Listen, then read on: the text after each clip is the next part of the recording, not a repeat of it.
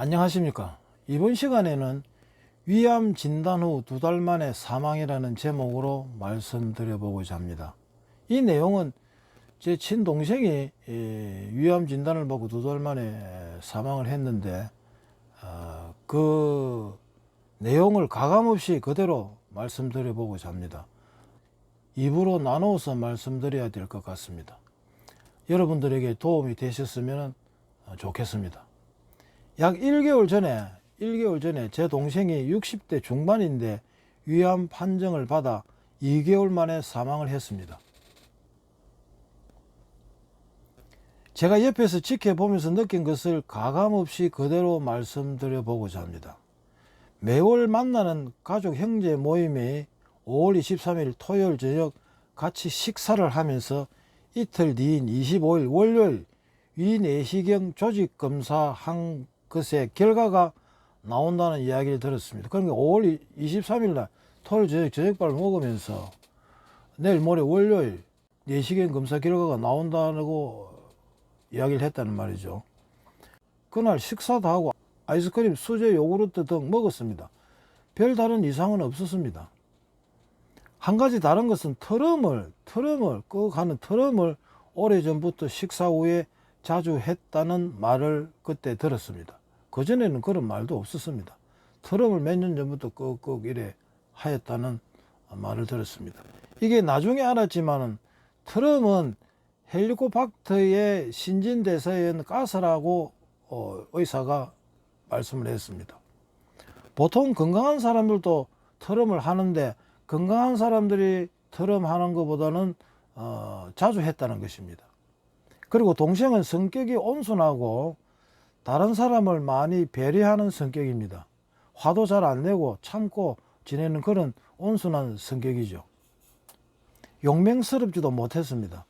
스트레스를 받으면 쳐내지 못하고 혼자서 꿍꿍거리는 성격이었습니다.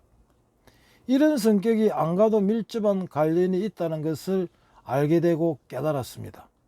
스트레스는 운동으로 풀어줘야 하는데 동생은 운동을 잘 하지 않았고 약 8개월, 10개월 전부터 운동을 헬스를 시작한 것으로 알고 있습니다.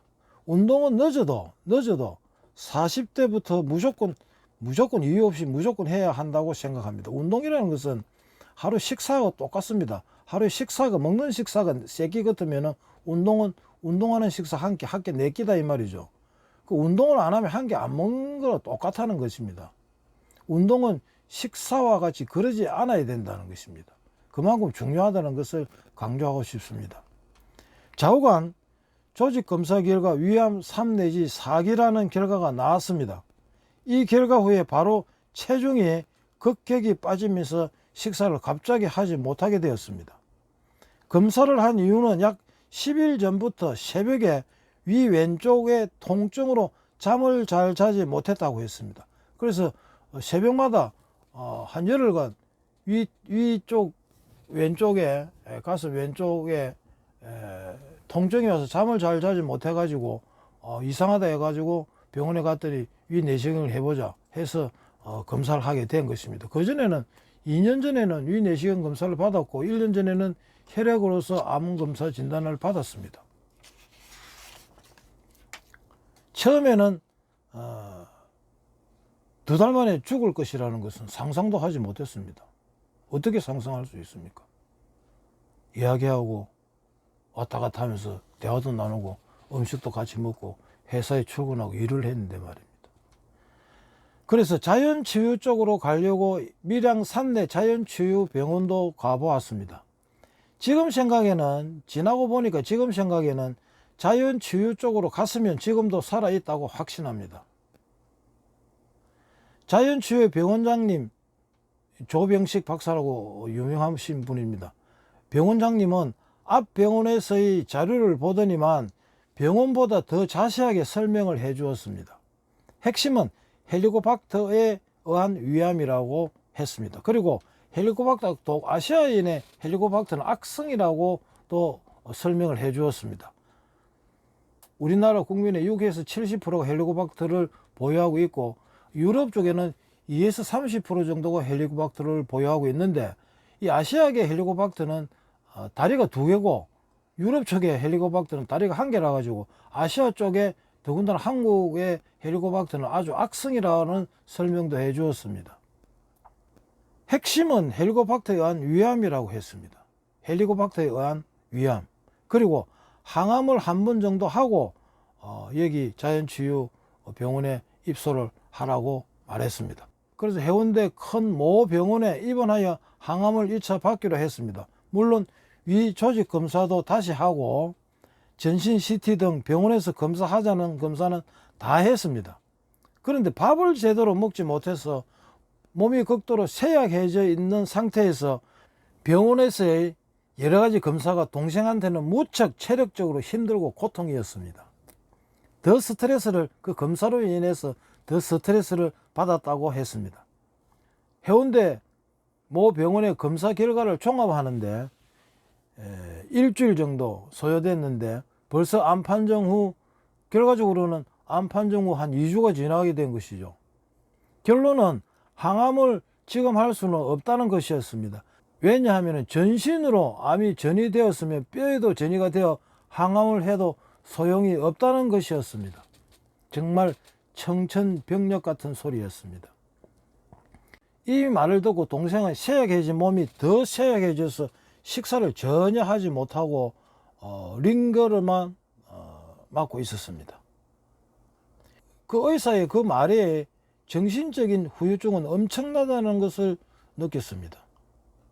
또 그 당시 동생 친구가 위암이기로 해운대 큰 병원에서 예전에 수술을 했고 지금은 거의 괜찮으니 병원에서 의사 시키는 대로 하라고 했다면서 밀양산내 자연치유는 자연적으로 포기하게 되었고 서울 아산병원에 가려고 계획 잡은 것도 암 치료는 여기나 거기나 비슷하고 같다면서 아산병원의 진료와 약속을 계획한 것도 포기했습니다. 그 친구가 위암이기로서 수술해가 지금 거의 완쾌 상태에 있으니까 이 병원에서 그대로 해라. 이 말에 아산병원에 가려는 거 하고 밀양산내 자연치유센터에 들어갈 것을 전부 포기했다는 말이죠. 그 친구의 말을 듣고. 그래서 아픈 사람들은 주변에 어떤 사람을 만나느냐에 따라서 상당히 큰 그 획을 긋는 계기가 된다고 생각합니다. 만약에 동생이 이 친구를 안 만나는 것 같으면은 자연치유에 갔든지 서울 아산병원으로 갔든지 둘 중에 하나가 되었을 것입니다. 물론 그 친구를 원망하고 이런 것은 아닙니다. 누구를 만나느냐에 따라서 상당히 자기 자신의 처지가 달라진다는 것을 한 번 더 생각하게 되었습니다. 옆에서 보기엔 정말 안타까웠습니다. 옆에서 보기엔 정말 안타까웠습니다. 저는 자연치유로 가기를 몇 차례 강력하게 원했지만 그렇게 되지 못했습니다. 결국 해운대 병원에서 하루 이틀 3주 정도 입원해 있었고 항암이 안 된다는 것을 겨우 가족들의 원에 의해서 1차 항암을 했으나 병환의 차이는 별로 없었습니다. 약 한 달이 지났습니다. 한 달 동안 전혀 식사를 못했습니다. 전혀 식사를 못했습니다. 링거와 병원 내에서 영양주사액 맞는 게 전부였습니다. 그 당시에 걸어 다니던 동생이 병원에 입원 한 달 만에 휠체어에 의지하게 되었습니다. 나중에는 병원을 옮기고 난 뒤에는 휠체어에 의지도 못하고 그냥 누워있기만 했습니다. 정말 옆에서 보는 저도 무척 괴롭고 눈물이 났습니다. 오만 가지 생각이 다 들었습니다. 본인은 얼마나 괴로웠겠습니까? 평소에 동생에게 잘못해 준 것이 내리를 파노라마처럼 지나갔습니다. 여러분 형제지간에 우애 있게 지내십시오. 다투지 마시고. 지금 동생을 먼저 떠나보내고 난 뒤에 저는 많은 죄책감을 느끼고 있습니다.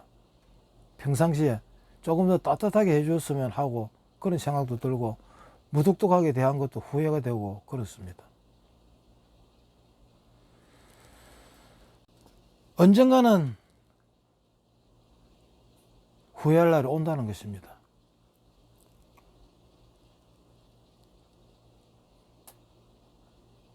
이번 시간은 여기서 마치기로 하겠습니다. 다음 시간에 2부를 말씀드리도록 하겠습니다. 감사합니다.